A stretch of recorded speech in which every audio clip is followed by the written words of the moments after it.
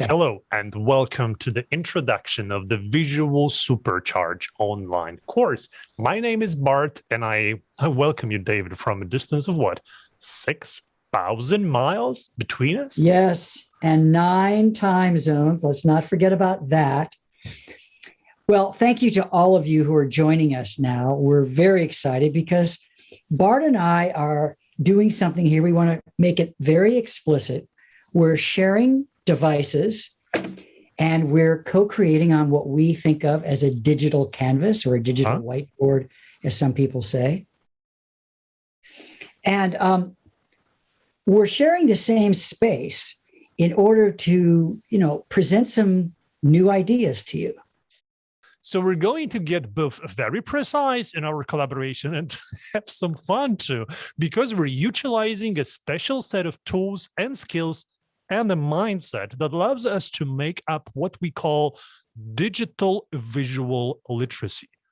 David, what can we share with our viewers right off the top about DVL? What makes it relevant? Well, we're excited to be demonstrating this, but also to clarify what goes into it, because the skills and the tools and the practices we see being used around the world more and more to enhance creativity, increase productivity, and get greater results faster. And so that's why it's a really exciting opportunity for people to learn about this. And they're probably already doing parts of it already. So our intention in the course is to show you a conscious practice of using visual representations. Therefore, we'll be visually supercharging almost everything we do. Yeah, so we want people to realize from the start that it really is a creative process, creative journey, creative learning experience. Well, why don't we do it like a little tour? A bus tour, perhaps, huh? I have a bus, so to say, here. David, would you like to join me? You can take the front seat if you like. All right.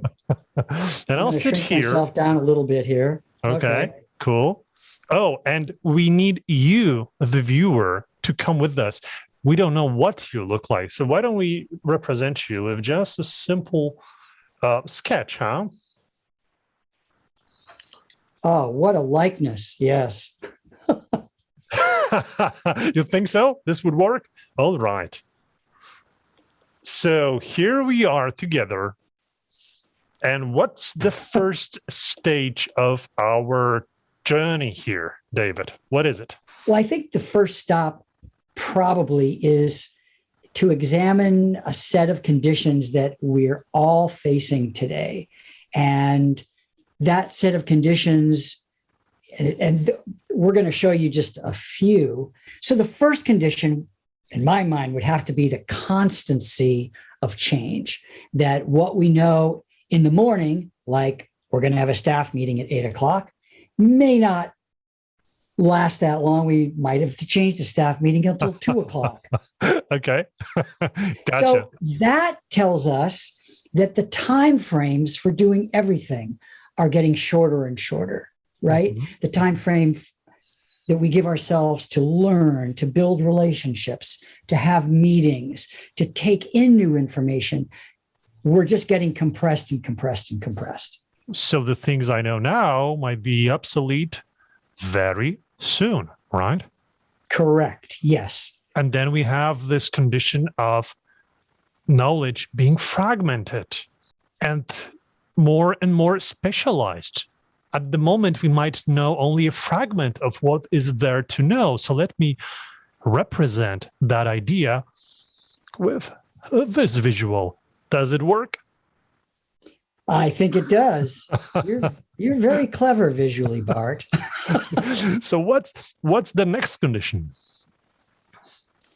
Well, all of us are dealing with what I call invisibility, which means the things that we're dealing with sometimes are not visible with our naked eye. I mean, that holds true to the bacteria and the microbes and the viruses in our bodies.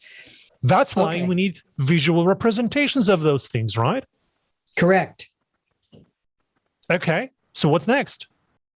Well, certainly another condition would have to be the variability in how each of us as an individual comprehends things.